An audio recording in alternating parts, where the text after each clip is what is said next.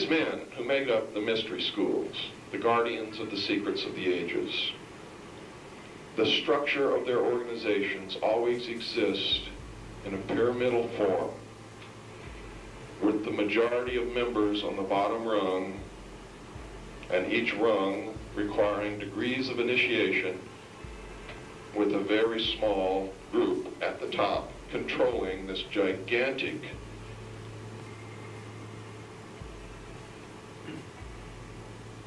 number of people below them, and they are used to gain a consensus of opinion by which these men control the society. They exist many different names, many different occupations. At times they appear to oppose each other because they practice Hegelian conflict resolution. Thesis, antithesis, the clash between the two results in synthesis, which is always where they wanted to get to begin with. But to get there without you realizing that they're the ones who manipulated you there,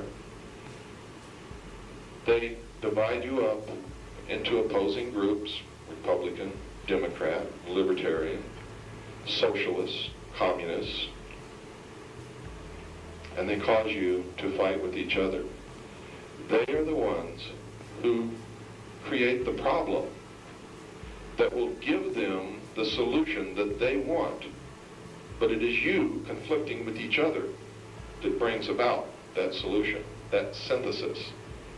And in that respect, they're absolutely right. We are no better than cattle, and we are stupid because we don't even realize that we're being manipulated in that manner.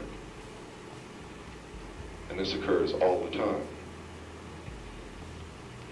Their symbol is always the triangle with the eye, the all-seeing eye. This is their identification mark to each other. And most people don't understand it and don't realize that our forefathers belonged to this secret group of men. They were members of this group that I call the Illuminati, simply because most people who study these things understand the goals of the Illuminati and what it means. Their goal, they believe, is in the best interest of all humanity.